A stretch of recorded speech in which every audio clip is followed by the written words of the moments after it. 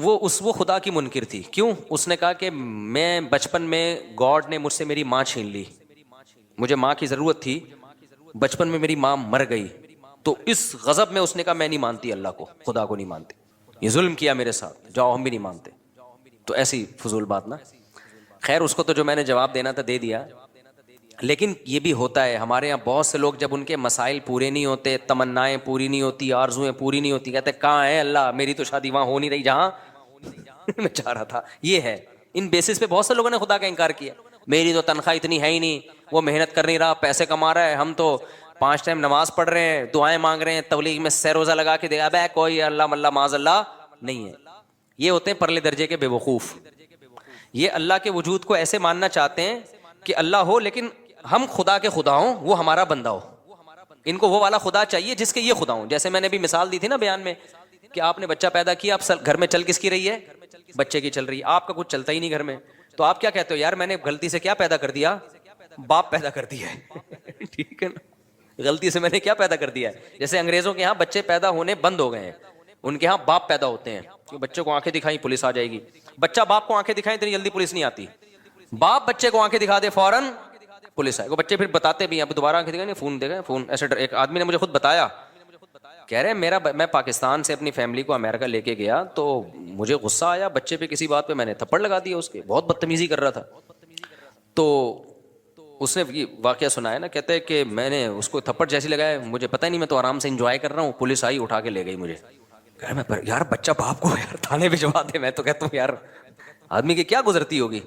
خیر کہتے ہیں میں تھانے سے ہو کے آیا تو مجھے بڑا غصہ آیا, میں نے کہا میں تو اور لگاؤں گا ایک تھپڑ, مجھے کیوں بھجوایا. چاہے جب میں گھر آیا نا تو بچے کو جیسی آنکھیں دکھائی, بچہ کیا کہتا ہے؟ فون کی طرف. اس زمانے میں موبائل فون نہیں تھے, یہ والے فون کا جو ہے وہ نہیں, وہ گھمانے والا بھی نہیں, وہ تو زیادہ پرانا ہو گیا, لیکن یہ والے فون تھے جو پی ٹی سی ایل والے نہیں ہوتے. تو کہہ رہے ہیں فون کی اشارہ کر کے کہتا ہے دیکھ رہا ہے وہ, کہہ رہا میں نے کہا بھائی یہ میں نے غلطی سے کیا پیدا کر دیا. تو وہ میرے سامنے ہوتا ہے, پرانا واقعہ ہماری حضرت کو سنا رہا تھا, وہ میرے سامنے ہوتا, میں کہتا بھائی آپ نے غلطی سے نہیں کیا, ان ملکوں میں جان بوجھ کر باپ پیدا ہو رہے ہیں, غلطی سے نہیں ہو رہے. لا ایسا ہے کہ اب اولادیں پیدا ہو ہی نہیں سکتی ہیں, قانون ایسا بن گیا ہے. اب یہاں جو بھی پیدا ہوگا, وہ جو حدیث میں آتا ہے نا ان تلد الامۃ ربتہا, حدیث میں آتا ہے قیامت کی علامات میں سے کہ باندی اپنے مولا کو, آقا کو جنے گی. تو مطلب یہ باپ کس کو جنے گا؟ اپنے باپ کو جنے گا, بیٹے کو تھوڑی جنے گا. میں نے کہا یہ تو حدیث ہے, تو قرب قیامت کی علامت ہے, تو ابا جنے ہیں. میرے پاس ہوتا تو میں سمجھاتا. کہتے پھر میں نے سوچا کہ یار یہ تو بڑا مسئلہ ہو گیا نا, تو بڑا مسئلہ ہو گیا, اب یہ تو میرے ہی باپ بن کے زندگی گزاریں گے.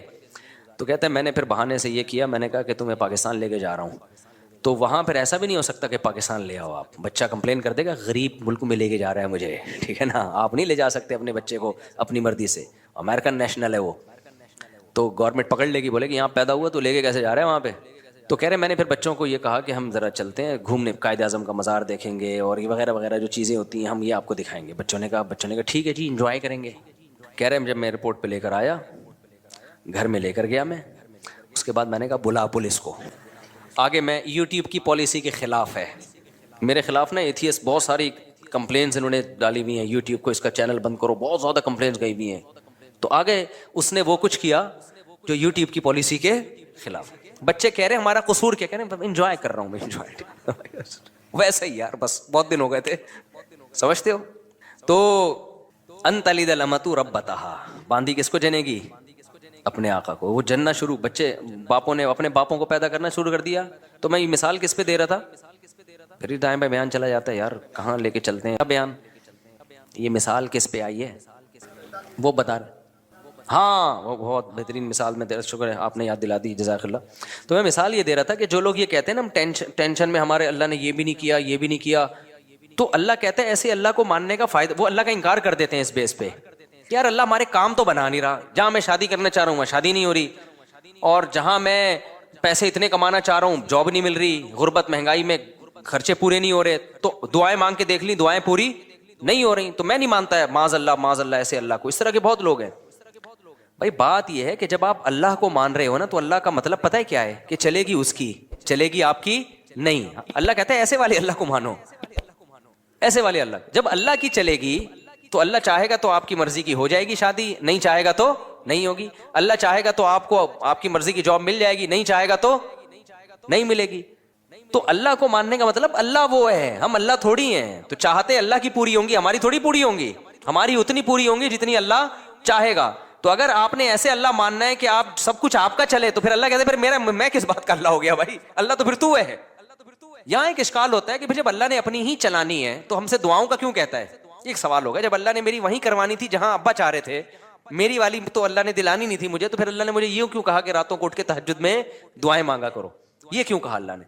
ابے دیکھو، میں آپ سے کہتا ہوں، میں کسی وزیر ہوں، فرض کرو میں نے آپ سے کہا اپلیکیشن لکھ کے دو، ایک پراپر طریقہ ہے یہ کام آپ چاہتے ہو نا، آپ کے گھر میں بجلی کا کنیکشن لگ جائے، گیس کا کنیکشن لگے گا تو پھر بھی نہیں، لیکن ایک مثال دے رہا ہوں گیس کا کنیکشن لگ جائے تو آپ ایک اپلیکیشن دو، پراپر طریقے سے لکھ کے دو، تو ہم آپ کا وہ کام کر دیں گے. یہاں دفتر میں کھڑے ہو کے ہمارا سر خراب مت کرو. ہوتا ہے نا، جیسے مجھ سے کوئی ملنے کے لیے آتا ہے بے وقت آ جائے تو میں کہتا ہوں بھائی ایک طریقہ ہے، ایڈمن سے رابطہ کرو، پھر بتاؤ کیوں ملنا چاہ رہے ہو. بعض دفعہ بلا وجہ رشتے کے لیے آ رہے ہوتے ہیں، ہماری شادی کرا دیں، تو بھائی میں نہیں شادیاں کراتا لوگوں کی، یہ کام میرا ہے ہی نہیں. تو کوئی وجہ بتاؤ گے، وہ وجہ معقول وجہ ہوگی، پھر ہم ٹائم دے دیں گے، اس ٹائم پہ آ جانا. میں تو پھر فارغ کر کے بیٹھتا ہوں اپنے آپ کو اس ٹائم پہ.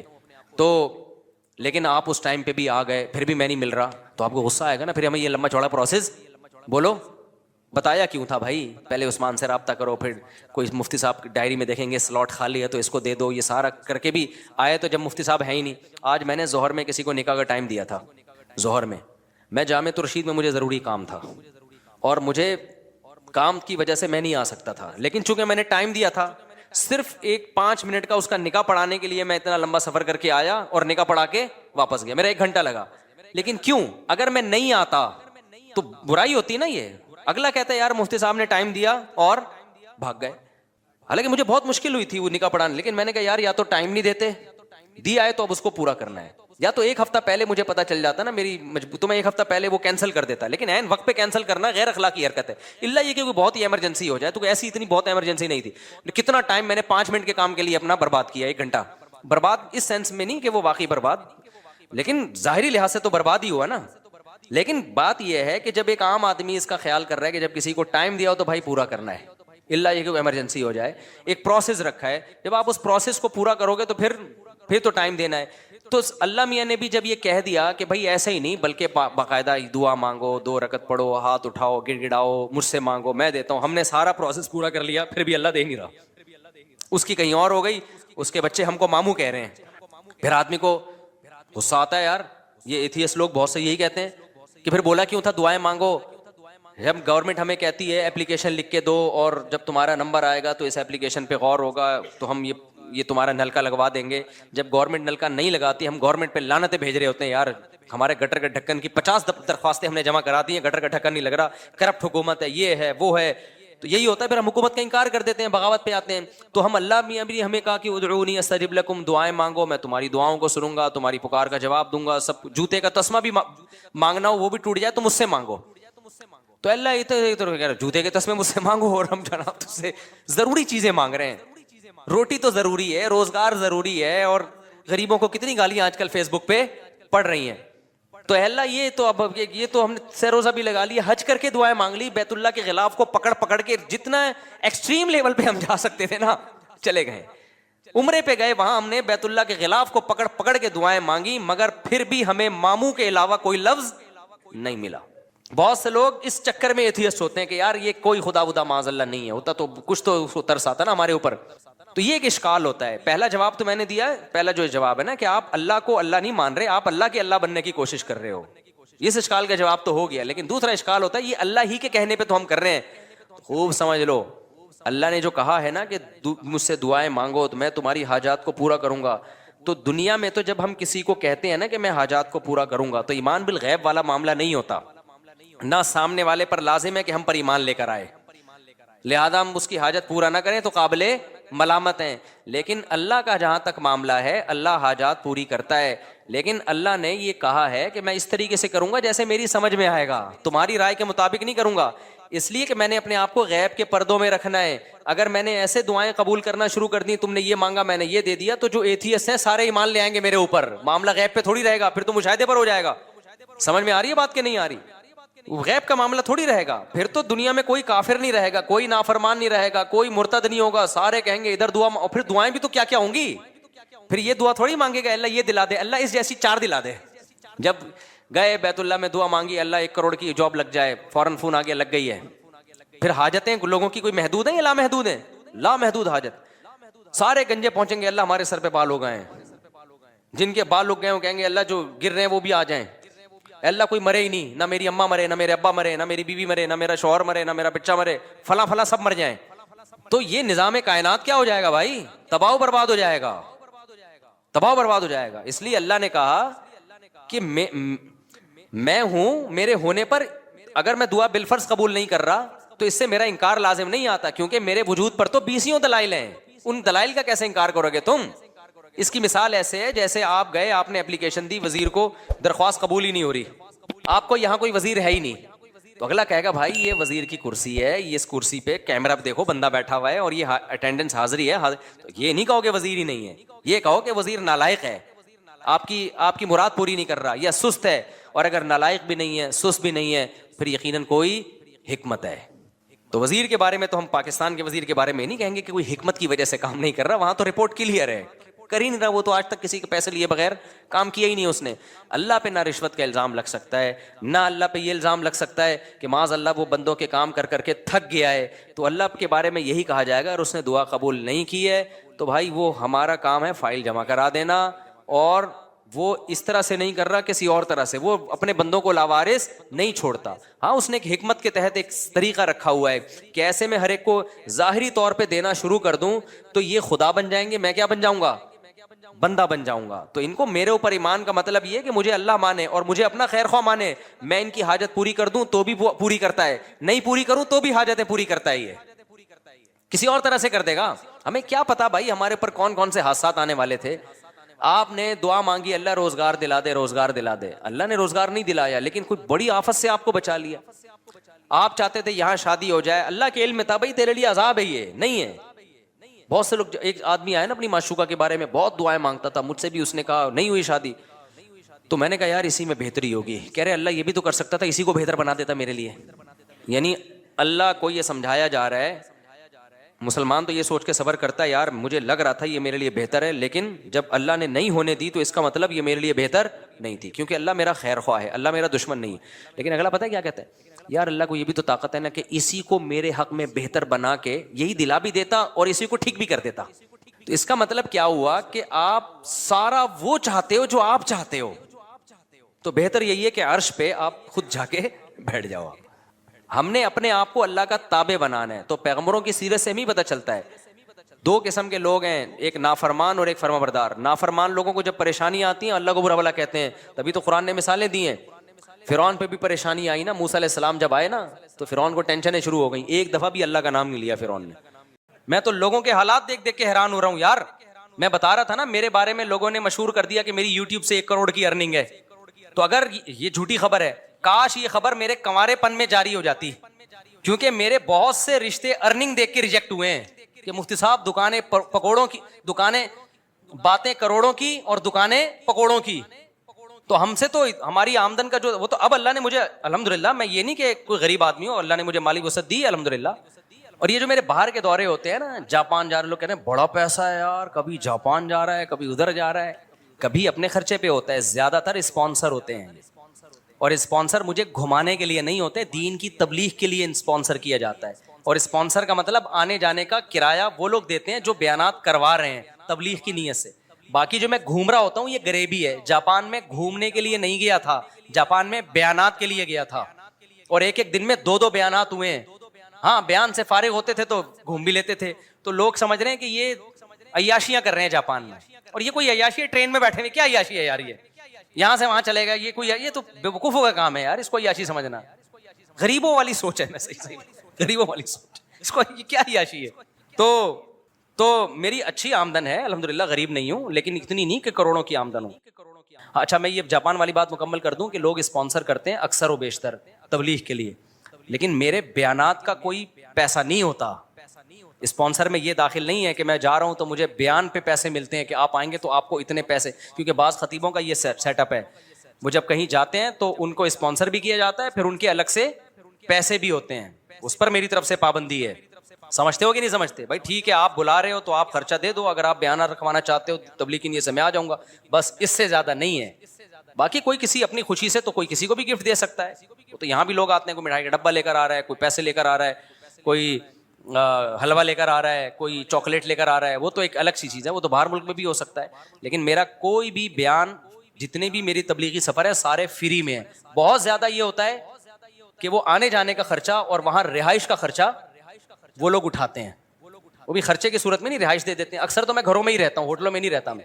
ہاں کبھی ایسا بھی ہوتا ہے کہ میں اپنے خرچے پہ چلا جاتا ہوں, کبھی ایسا بھی ہوتا ہے. بعض جگہوں پہ تو ایسا ہوتا ہے کہ میں تبلیغ کی ضرورت محسوس کرتا ہوں, وہ جب مجھے بلاتے ہیں تو میں ان سے کہتا ہوں اگر آپ کرایہ نہیں اٹھا سکتے تو یہ میں خود اپنا کرایہ خرچ کر کے آؤں گا. یعنی یہ جو تبلیغ کے میرے دورے ہیں یہ کوئی پروفیشنل نہیں ہے, جو میرا ارننگ سورس آف انکم نہیں ہے یہ. کیونکہ لوگ یہ بھی سمجھتے ہیں کہ شاید یہ مولانا لوگ جو جا رہے ہوتے ہیں نا اتنی تبلیغ کے لیے, تو یہ ان کو کوئی, یہ دین کی تبلیغ فری میں ہوتی ہے. ایک ہندو نے میرے بیان, جاپان والے بیان میں نیچے کمنٹس کیے ہوئے تھے کہ یہ مسلمانوں کے مذہبی رہنماؤں کو دیکھو کیسے دنیا پرست ہیں, کتنی عیاشی, کبھی جاپان جا رہے ہیں, کبھی آسٹریلیا جا رہے ہیں, کبھی ملیشیا جا رہے ہیں, کبھی تھائی لینڈ جا رہے ہیں, اور ہمارے پنڈت دیکھو.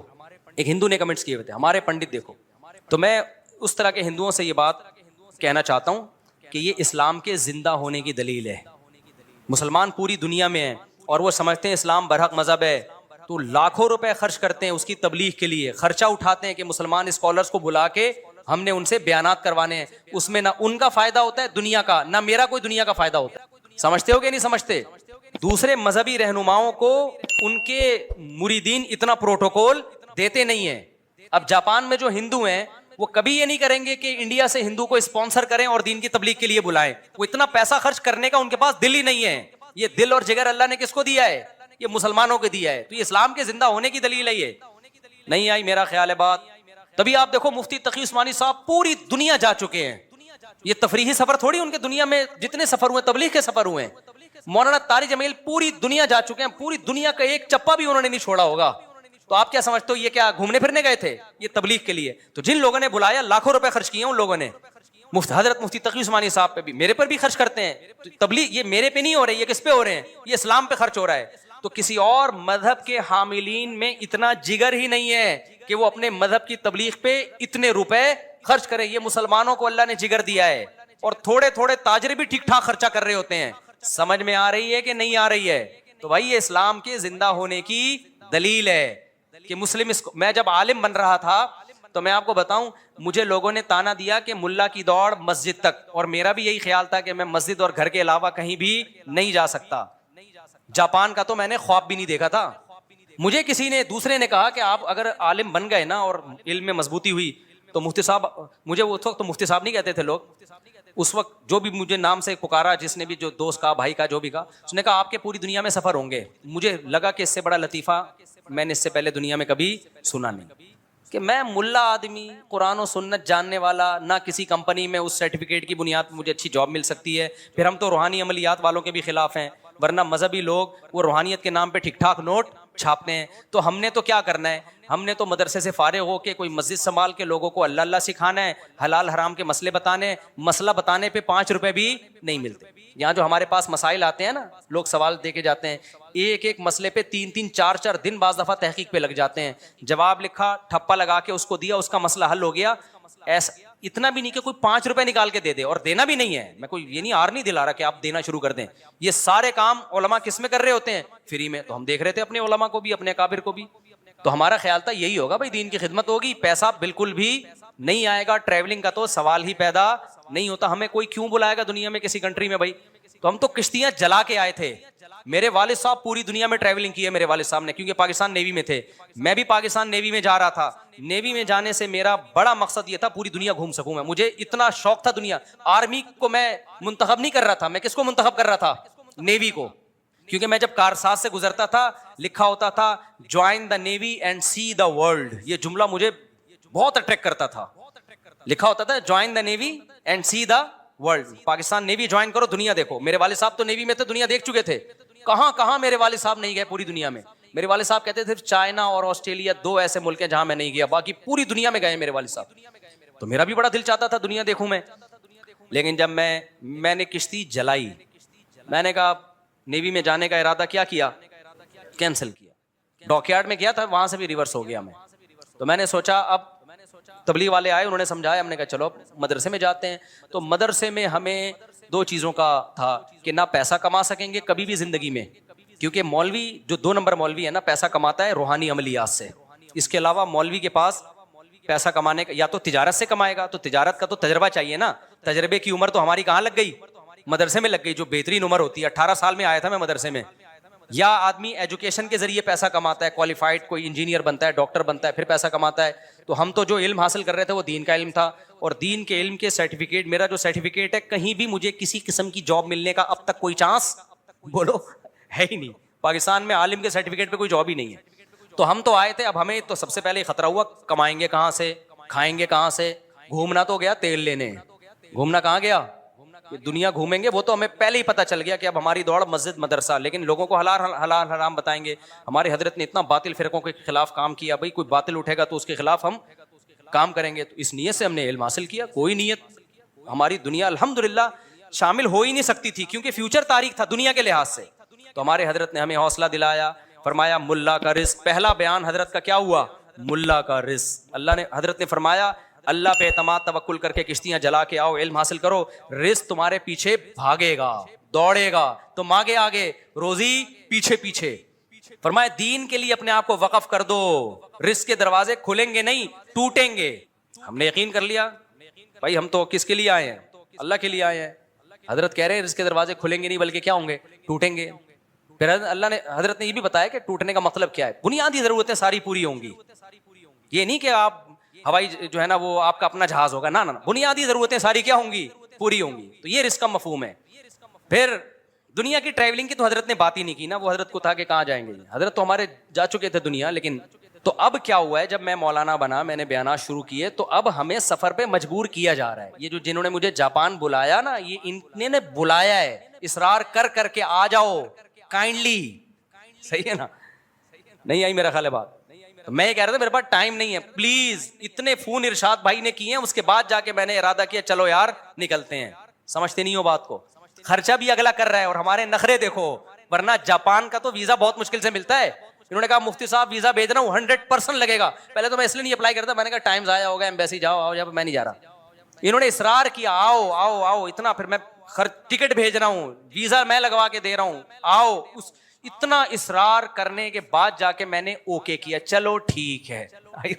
یہ اسٹائل مولویوں کے علاوہ کسی اور, کسی مذہبی اسکالر جو مسلم اسکالرز ہیں ان کے علاوہ کسی اور کے پاس یہ اسٹائل بولو نہیں. میں نے کہا چلو اتنا, واقعی میرے دل میں بھی یہی تھا, مجھے میرا موڈ نہیں ہو رہا تھا جانے کا.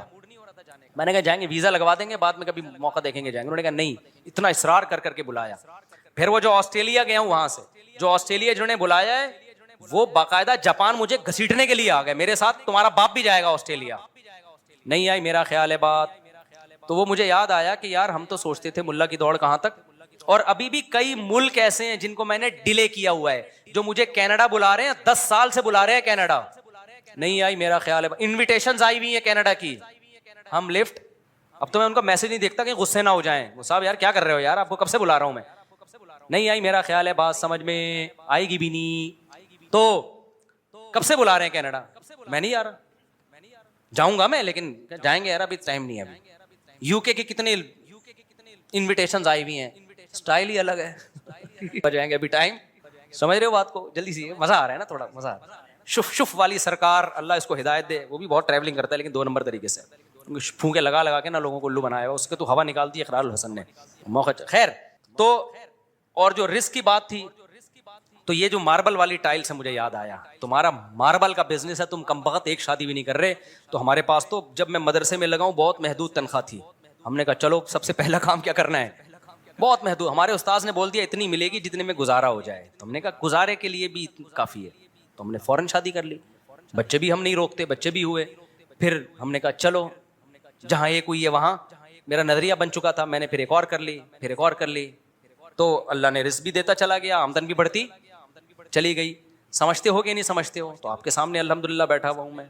تو اللہ پہ کچھ تھوڑا سا میں شو مارنے کے لیے نہیں کہہ رہا, ہم تو وہ صحیح توکل کرتے نہیں ہیں, ٹوٹا پھوٹا توکل کی نقل ہے, حقیقت میں توکل ہے نہیں, نقل اتاری ہے. تو اس نقل پہ اللہ نے اتنا دے دیا, تو تم بھائی صحیح طرح سے اللہ پہ توکل کر لو. ماربل کا تمہارا, مجھے تو غصہ آ رہا ہے, بندہ ہے کہاں, اس کو لاؤ چمبا پلیٹ کرو اس کو, تیرا ماربل کا بزنس ہے, ظاہر ہے 2 ٹائلیں تو نہیں رکھی ہوئی ہوں گی نا, کچھ دکان, چھوٹی سی بھی دکان میں کچھ نہ کچھ ماربل تو ہوگا نا. وہ لکڑ کا کام والا تو حساب نہیں ہے نا, کہیں پتہ چل رہا ہے. ایک آدمی رشتہ لینے کے لیے گیا نا, لڑکی والوں نے کیا کرتے ہیں, لکڑیوں کا بزنس ہے. ابے بھائی بتانا کیا بزنس ہے, کھڑکیاں بیچتا ہے, دروازے بیچتا ہے, لکڑیوں کا بزنس. پتا چلا جامع مسجد کے باہر مسواکیں بیچتا ہے. تو ایسا نہ ہو آپ کا ماربل کا بزنس کا مطلب یہ کہ آپ کہیں سے 2 ٹائلیں چرا کے لائے ہیں اور کہیں, تو ایسا تو نہیں ہوگا نا. تو ایسی صورت میں بہرحال آپ کا اگر ماربل کا بزنس ہے, تو میرا ہوتا تو میں تو پتہ نہیں پہلے ہی جاپان جا چکا ہوتا, اور میری سن 2005 میں اکٹھی 4 شادیاں ہو جاتی. تو میری تو لیٹ اس چکر میں ہوئی ہیں کیونکہ رشتہ دیتا نہیں تھا, اب جا کے چوتھی مکمل ہوئی ہے. اتنے میرے جیسے آدمی کی اتنے عرصے کے بعد جا کے چوتھی ہوئی ہے. حالانکہ کتنی افسوس کی بات ہے نا, جو آدمی اتنی ترغیبیں دے رہا ہے, اب جا کے اس کی چوتھی مکمل ہوئی ہے. تو یہ سارا مسئلہ ہی روکھڑے کا تھا, روکھڑے کا مسئلہ تھا. تو آپ کو تو روکھڑے کا مسئلہ ہی حل ہو گیا, ماربل کا بزنس ہے. تو میں نہیں کہتا کہ آپ کے ابا کو آپ کو روکنے کا حق ہے. ابا روکیں, محبت سے سمجھائیں, نہیں ہوتا تو شادی کر کے بتا دیں کہ ابا جیسے آپ میرے ابا ہیں, اب میں بھی اس کا ابا ہوں. تو پوتوں سے نا ابا کو فطری محبت ہوتی ہے. جب وہ پوتے کو دیکھیں گے نا, دادا کو بڑی محبت ہوتی ہے. یہ بہت اللہ نے پیارا رشتہ بنایا, نانا نانی دادا دادی کا. میری بھی نواسی آتی ہے نا, چھوٹی نواسی ہے. تو میں آپ کو بتاؤں, مجھے اپنے بچوں سے جتنی محبت ہے نا, میں اس سے بھی اتنی ہے. بلکہ اس میں ایک مزے کی چیز یہ ہوتی ہے کہ رسپانسبلٹی ہماری نہیں ہے. اپنے بچوں کی تو ٹینشن بھی ہم نے اٹھانی ہے نا, پوتے نواسوں کی ٹینشن آپ کی نہیں ہے, صرف محبت آپ دو ان کو. ٹینشن کون اٹھائے گا, اس کی ماں اور اس کا باپ. یہ ایک الگ سے سہولت اللہ نے دی ہے. تو جوانی میں دادا بنو, جوانی میں نانا بنو. سمجھتا نہیں ہے نا بات کو. تو بہت بڑا مسئلہ ہمارے ساتھ یہ ہے کہ صحت کے معاملے میں بھی, پڑھائی کے معاملے میں بھی, اور بزنس کے معاملات میں بھی, دین کے معاملات میں بھی. دین میں بھی تو یہ ہے نا کہ جنت کے اسباب اختیار کرو گے تو کہاں جاؤ گے, جنت میں. تو اس میں بھی جنت کے اسباب بھی اختیار کرنے کے لیے تیار بولو نہیں ہے. جنت کے اسباب ہے, گناہ چھوڑو, گناہ نہیں چھوڑتے. اور پتہ نہیں ایران توران کیا کچھ کر لیں گے, وظیفے پڑھ لیں گے, 5 لاکھ دفعہ آیت الکریمہ پڑھ لی, فلاں نے پڑھ لی, یہ کر لیا, وہ کر لیا, اور فلاں کو کھانا کھلا دیا. بھائی جنت میں جانے کا سب سے پہلا سبب کیا ہے کہ جس چیز کو اللہ نے حرام کہہ دیا اس سے آپ کو بچنا ہے. گناہ چھوڑنا ضروری ہے. اپنے عقیدے کو, توحید کے بغیر جنت میں نہیں جا سکتے. کتنے اچھے بن جاؤ, شرک پر اگر ہے. دیکھو جیسے دنیا کا کے اسباب ہوتے ہیں نا, کہ جب تک محنت نہیں کرو گے, صحت کی کوشش نہیں کرو گے تو صحت بنتی نہیں ہے. یہ تھوڑی کہ اٹرم پٹرم جو مرضی کھاتے رہو اور آپ پھر بھی صحت مند, ایسا نہیں ہوتا. جو لوگ کہتے ہیں نا فلاں سب کچھ کھا جاتا ہے پھر بھی ٹھیک ہے, ایسا نہیں ہے. ایک وقت اس کو بھی بریک لگانی پڑتی ہے, اس کو روکنا پڑتا ہے اپنے آپ کو. اور جو پھر بھی کچھ نہیں ہو رہا ہے, اس کا مطلب ایک ہی دفعہ میں ہونے والا ہے, اس کو ایک ہی دفعہ میں پھٹ جائے گا بیٹھا بیٹھا. کیونکہ جو کچھ ہوتا رہے نا تو انسان پھر بھی تھوڑا سا احتیاط سے چلتا ہے. اس کا مطلب ایک ہی دفعہ میں اس کا کچھ ہونے والا ہے, ٹائٹ طریقے سے دھماکے کے ساتھ پھٹے گا. گرنیڈ ایک ہی دفعہ پھٹتا ہے, اور کلاشنکوف سے گولیاں مسلسل چلتی رہتی ہیں, ٹھیک ہے نا. گرنیڈ کیا ہوتا ہے, ایک ہی دفعہ پھٹتا ہے, بس وہ دوبارہ چلنے کے قابل نہیں رہتا. تو آخرت میں جانے کا سبب بھی ہے, تو وہ سبب اختیار کیے بغیر ہم انگریز کو کہتے ہیں نا دنیا میں کامیاب ہے مگر آخرت میں نہیں ہے. کیوں نہیں بھائی, تم آخرت کا سبب اختیار کرتے ہی نہیں ہو. آخرت میں جانے کے اسباب کیا ہیں, عقیدہ توحید ہے, رسالت ہے. پھر جو اللہ نے جس کو حلال کیا اس کو حلال سمجھو, جس کو حرام کہا اس کو حرام سمجھو. پھر لوگ ہم سے لڑتے ہیں کہ یہ سائنسدان کیوں جنت میں نہیں جائیں گے, انہوں نے تو اتنے نیک کام کیے. او بھائی جنت میں جانے کے لیے تھوڑی کیے انہوں نے, دنیا کے لیے کیے ہیں. تو دنیا آج ان لوگوں کو بڑے اچھے القاب سے یاد رکھتی ہے, یار اس نے بلب ایجاد کیا. اب بلب کے رشتہ داروں کو گالیاں دینا الگ بات ہے, لیکن بلب بنانے والے کو گالیاں کوئی بھی نہیں دیتا. پاکستانی قوم بلب کے رشتہ داروں کو گالیاں دیتی ہے, لیکن بلب بنانے والے کو الحمدللہ گالیاں نہیں دیتی, اور دینا بھی نہیں چاہیے گالیاں. بھائی اس نے ہم پر احسان کیا, بلب بنایا, تو احسان کا بدلہ اس کو دنیا میں مل گیا. اس نے کون سا صدقہ جاریہ کے لیے آخرت کے لیے بنایا تھا. تو جو دنیا میں کر رہے ہیں دنیا کے لیے کر رہے ہیں, آخرت میں کوئی حصہ نہیں. اللہ نے بتا دیا تم نے آخرت کے لیے کیا ہی نہیں ہے, کیونکہ تمہارا تو آخرت پر ایمان ہی نہیں ہے. تو اس لیے بات خوب یاد رکھو, صحت کا مسئلہ ہو, گھر میں بچوں کی تربیت کا مسئلہ ہو, پیسے کمانے کا مسئلہ ہو, صحیح ہے نا, جب تک محنت نہیں کرو گے, قانون اللہ کا یہ ہے کہ کخ بھی ہاتھ میں نہیں آئے گا, کخ بھی نہیں آئے گا. کل رات میں مثالیں اس لیے دیتا ہوں تھوڑی سی عبرت کے لیے. کل ہماری ایک جگہ دعوت تھی, بہت ہی اچھے لوگ تھے, وہ دعوت ٹھکرائی نہیں جا سکتی تھی. کھانا کھایا ہم نے 11 بجے رات, اور وہ انہوں نے اتنا کچھ بنایا ہوا تھا, وہ بھی باقاعدہ آرڈر پہ کھایا ہم نے. ابھی میں کیا وہ سن بھی رہے ہوں گے نا بیان. کھایا, 11 بجے جب آپ کھاؤ کے سو گے تو آپ کی صحت ٹھیک ہو سکتی ہے. پھر آپ کہو چونکہ میں مفتی صاحب ہوں اور لوگ کہتے ہیں عالم ہے, لوگوں کے خیال میں کوئی نیک آدمی ہے. اصل تو اللہ ہی جانتا ہے کون نیک ہے, کون بزرگ ہے, کون عالم ہے, لیکن لوگوں کا ایک اچھا گمان اگر فرض کر لیں. تو چونکہ ہم نے 11 بجے کوفتے کھائے ہیں, کوفتے بنائے ہوئے تھے بڑے خاندانی قسم کے, پھوڑ دیے ہم نے, طبیعت سے پھوڑے. اچھا وہ تو میں ان سے کہہ رہا تھا کہ مولانا طارق جمیل صاحب تو رات کو کھانا کھاتے ہی نہیں ہے نا, رات کو کھانا حضرت مولانا طارق جمیل صاحب نہیں کھاتے, وہ اتنے 2-4 نوالے بس جتنا بھی رکھا وہ نہیں کھاتے, صحت کا خیال کرتے ہیں. تو میں نے کہا یار اتنا تپڑ مجھ میں نہیں ہے, اتنا اچھا کھانا رکھا ہوا ہے اور میں کھاؤں نہیں. تو وہ کہنے لگے, میں نے کہا ہم نے اس کا ایک آلٹرنیٹ تلاش کیا ہوا ہے, کھائیں گے طبیعت سے. تو ہم نے پھوڑا.